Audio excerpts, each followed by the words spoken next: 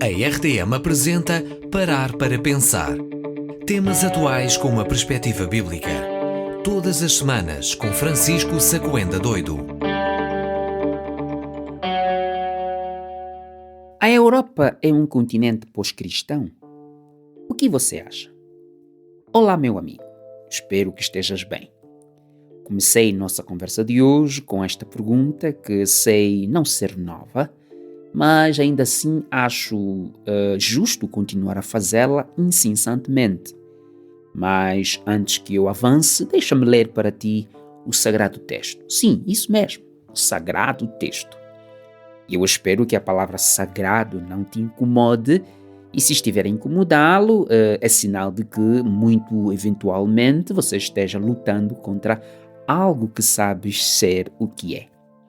Bom, leia comigo o texto da segunda carta de Paulo a Timóteo, capítulo 3, versículo 1 a 4, que diz: Nos últimos dias sobrevirão tempos difíceis, pois os homens serão egoístas, avarentos, jactanciosos, arrogantes, blasfemadores, desobedientes aos pais, ingratos, irreverentes, desafeiçoados, implacáveis, caluniadores, sem domínio de si, cruéis, inimigos do bem, traidores, atrevidos, enfatuados, mais amigos dos deleites do que amigos de Deus.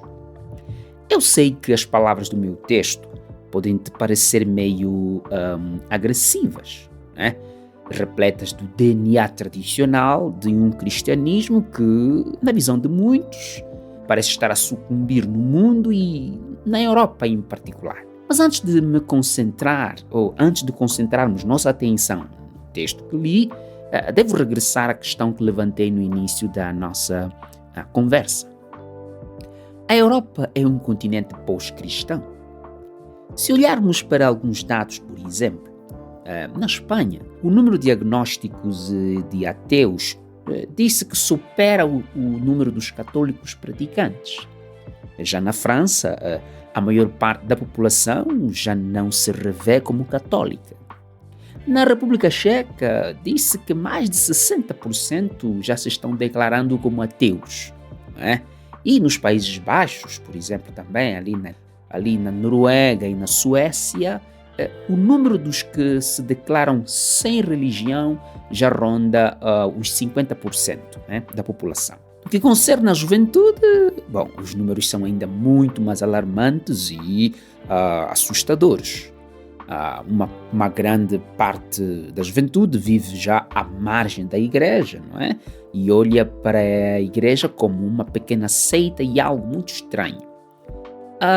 Mas um senhor chamado Lindsey Brown falou de um monstro que tem 3 cabeças, e estas 3 cabeças é uma combinação entre secularismo, pluralismo e materialismo, e ele afirma que é isto que tem vindo a dificultar o testemunho cristão em todo o continente europeu.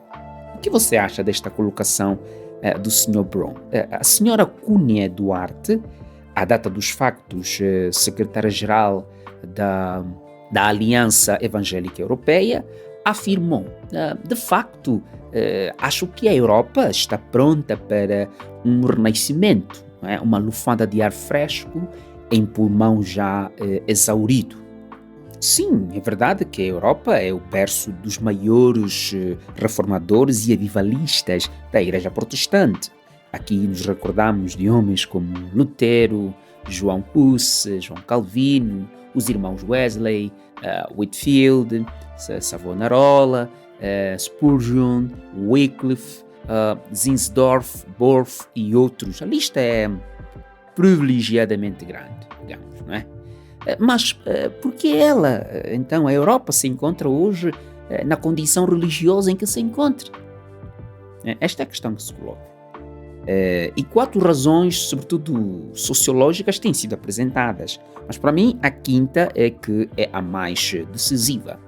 Muitos têm afirmado que a Europa, em particular, e em outras partes também, mas aqui no caso a Europa, está hoje quase oposta ao cristianismo por causa do secularismo, não é? A divisão entre o sagrado e o não sagrado, digamos.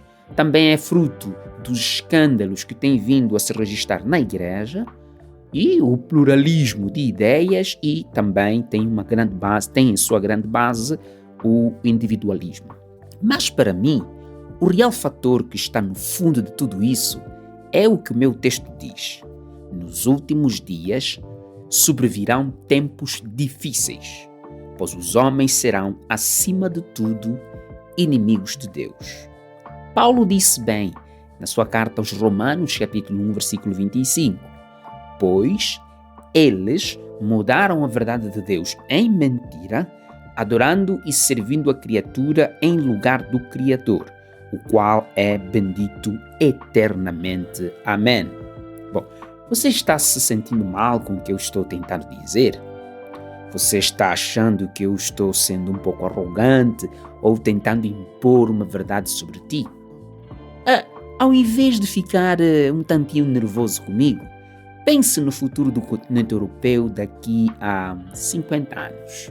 Imagine uma Europa com uma população velha, reduzida e sendo dominada por esta avalanche de migrantes.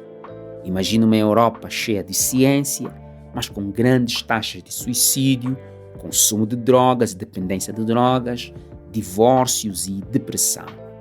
Imagine também uma Europa sempre preocupada com o meio ambiente por causa da exploração desmedida dos recursos. Portanto, imagine uma Europa onde metade da população é homossexual, por exemplo, lésbica, transvesti ou outra coisa da mesma natureza. Meu amigo, a questão não é sobre a civilização ocidental parecer ser mais civilizada ou mais pós-moderna do que as outras.